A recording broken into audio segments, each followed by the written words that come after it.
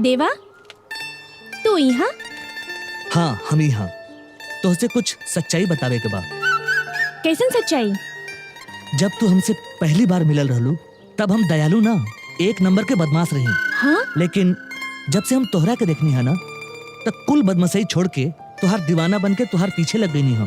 अंजलि, हम तोहरा से कुछ कहे से पहले एगो तोहफा दियल चाहत बानी, का तू कबूल करबू? जब तू इतना प्यार से कह रहल बाड़ा तो जरूर कबूल करेम।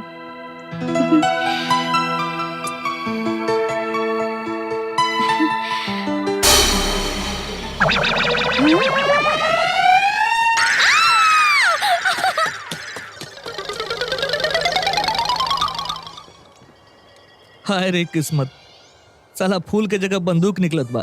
अंजलि, का? अंजलि, डोमकच में जौन लड़की बन के गई रही ओही खातिर हम बीतल बात पे माटी डाल देवेनी और हम केहू की बुराई से ज्यादा अच्छाई पे ध्यान देवेनी। अच्छा, बहुत बड़का सोच बराबर। रउए जैसन सोच हमर माई के भी रहे। का? एकर मतलब तोहर माई दुनिया में नहीं की? I am so sorry.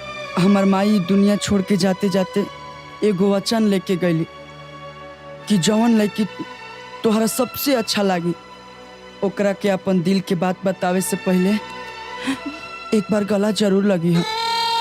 अच्छा? और सबसे अच्छा तू लागेलू।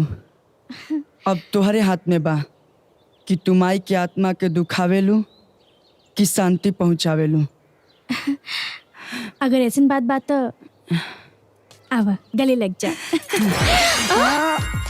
अरे बेटा, हम तोहरा के कहाँ कहाँ ना खोजली, तू यहाँ पड़ा? कैसन बेटा? कौन बेटा?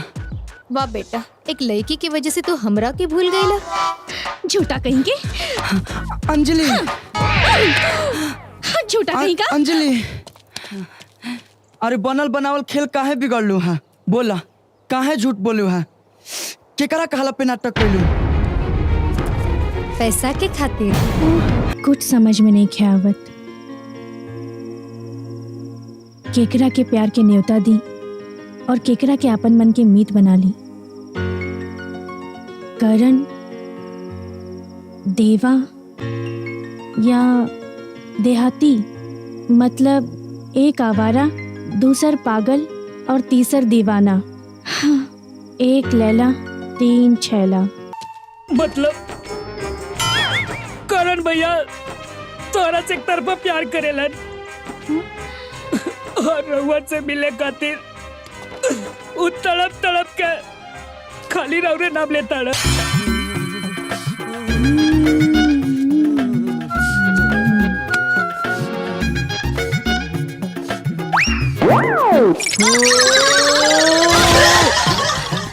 चली चली ना तुम्हारे भाई मर जाए।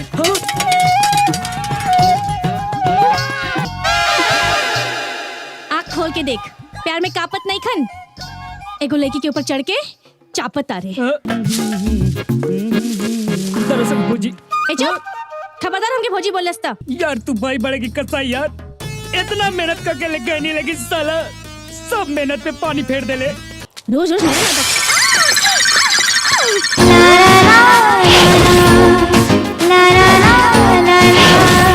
हमरा बतावल राह पे चला तो हर मनोकामना पूर्ण हो। काल फैसला हो जाए। राउर बेटा के साधारण कपड़ा में ना, दूल्हा के भेष में लेके चले।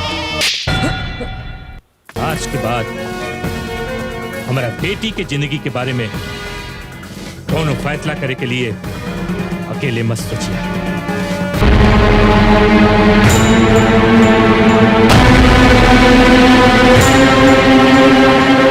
संशय बाबू, जब आपन आपन ना रहे ना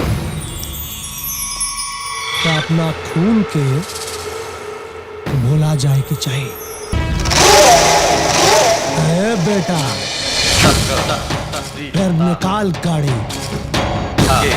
अब दोबारा महाभारत होगी, दोबारा।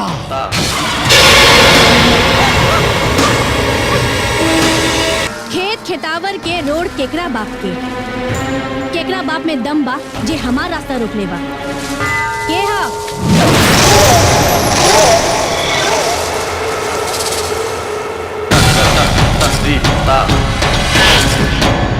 रास्ता ना, तोरा परिवार के सांस रोके आइल बानी। हमार परिवार के सास तोर बाप के वसीयत में रोपल धान नहीं खे जे रोप और काट देबे।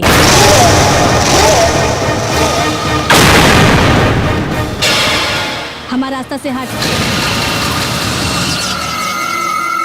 हट जाए, लेकिन हमेशा खातिर हमार हो जा। होला के बाद तुहार महतारी और बाप के जान जाए और पूरा दौलत पर राज हम करब। अच्छा, तई जाल मकड़ा के जाल से भी बड़का बा।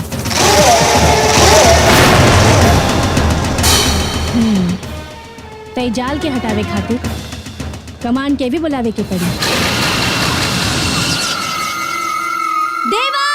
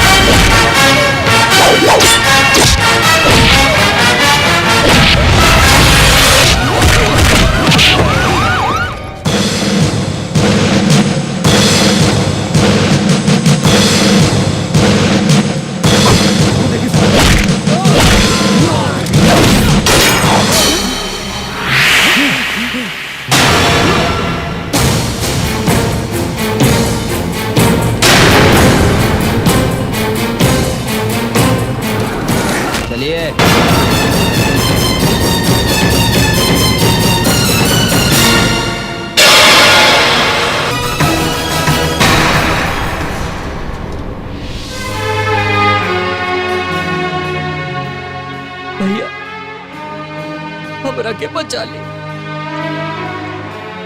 गलत लोगन के साथ हम भी गलत हो गए रही। बचा ली हमरा के, बचा ली भैया, बचा ली।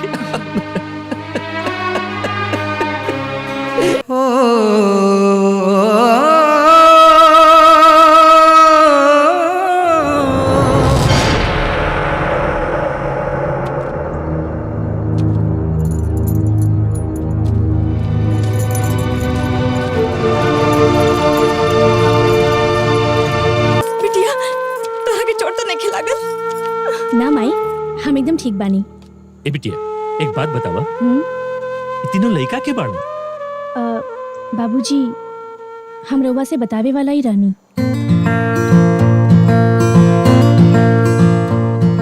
ये तीनों हमरा के पसंद करीले। बिटिया, वो तो ठीक बा, बाकी तीनों के साथ तू ब्याह कैसन करबू?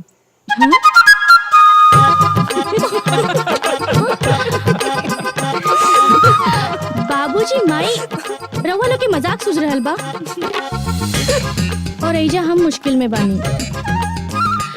ये तीनों की तीनों हमरा के अपन जान से ज्यादा प्यार करीले और हमरा के समझ में नहीं किया आवत हम केकरा के हाँ कहीं और केकरा के ना।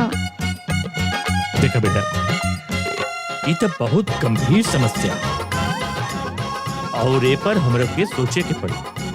तो एक काम कर, ये तीनों लइकन के एहिजा रहे था, हम लोग घरे बैठ के आराम से सोचल जाई कि तोरा के आगे का करे के बा।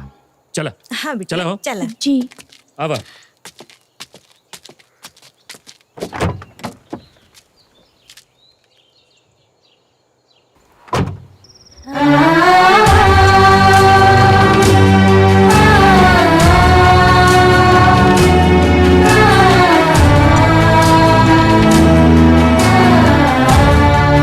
हेलो, हम बिया करे खातिर तैयार बानी। काल सवेरे देवी माई के मंदिर आ जाइए।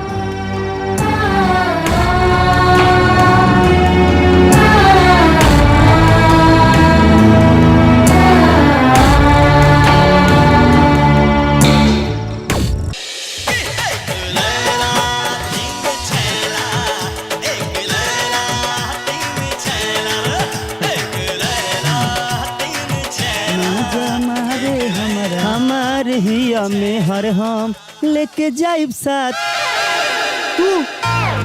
तू लेके जाइब साथे। हाँ हम तहनी के का करे बसन। अंजलि हमरा के बोलले बड़ी बियाह करे खातिर। अबे चुप, तोहरा के ना अंजलि हमरा के बियाह करे खातिर बोलवले बाड़ी। चुप। बाबू तोहनी दोनों के ना अंजलि हमरा से बियाह करे खातिर हमरा के बोलले बड़ी। मंगलम भगवान विष्णु मंगलम गणनाथ मंगलम पुंडरीकाक्ष मंगलाय तनोहरि सर्व मंगल मांगल्ये शिवे सर्वार्थ साधिके शरण्ये त्र्यंबके गौरी नारायणी नमोस्तुते। अब लड़की के माला पहिरावा। माला? माला तो हम अब का करें? रुआ के माला नहीं थी, ली हमार माला ले ली। बहुत बहुत शुक्रिया दोस्त। धन्यवाद।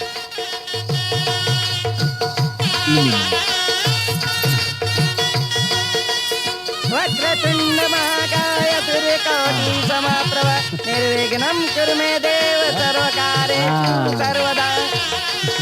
सर्वमंगल मांगल्ये शिवे सर्वार्थ साधिके शरण्ये त्र्यंबके गौरी नारायणी नमोस्तुते। अब लड़की के मंगलसूत्र पहिरावा। मंगलसूत्र? अब पंडित जी रहुआ तो जानते बानी हम जल्दबाजी में आई नहीं है। मंगलसूत्र तो हम लेके आई रही। अब बताएं मंगलसूत्र की व्यवस्था कैसे करब? एक बात बताएं, ये मंगलसूत्र के बगैर बिया ना हो सकेला का? शुभ हो खेला मंगलसूत्र। अब का करें? पहली मंगलसूत्र। हाँ?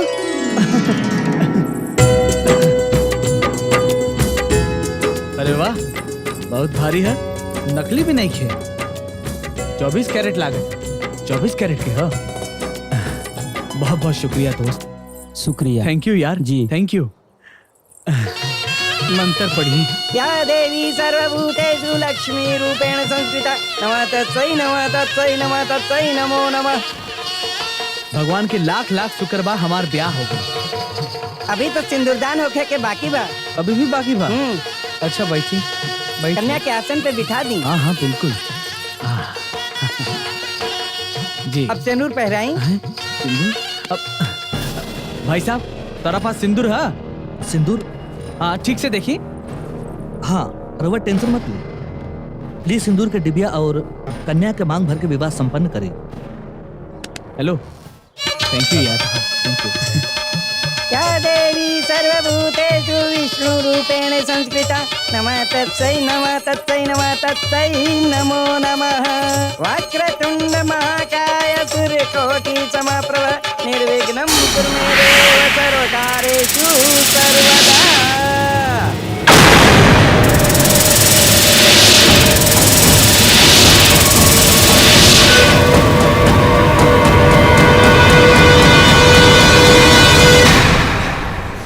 ब्याह हो गई? संपन्न हो गई। हाँ वाह।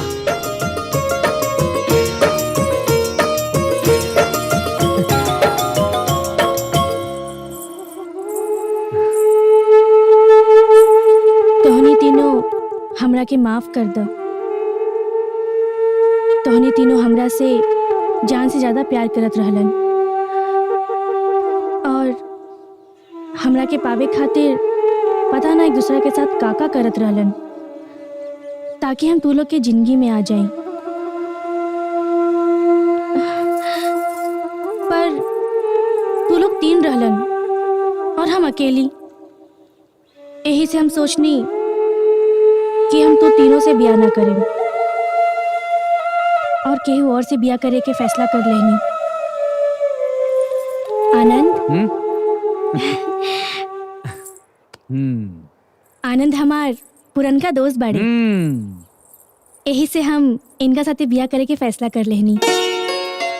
अब देखा ना तोहनी तीनों लोग की वजह से हमार ब्याह हो गए हैं का।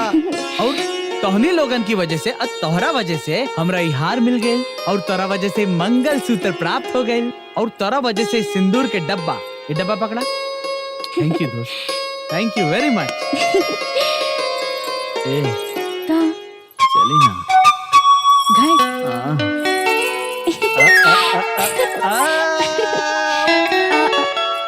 तोहनी तीनों एगो सुंदर और खानदानी लड़की देख के बियाह कर लिया और हमके जरूर बुलाइया। हाँ, और हमरा के भी। अरे ये कम ना बोले के बात है। अब तक हमने के फैमिली ना बन गई है तो चली ना जी।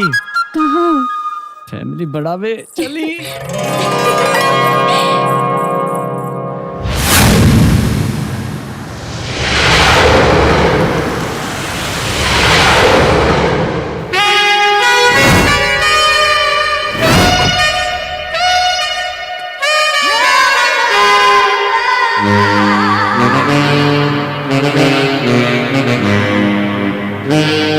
Thank you.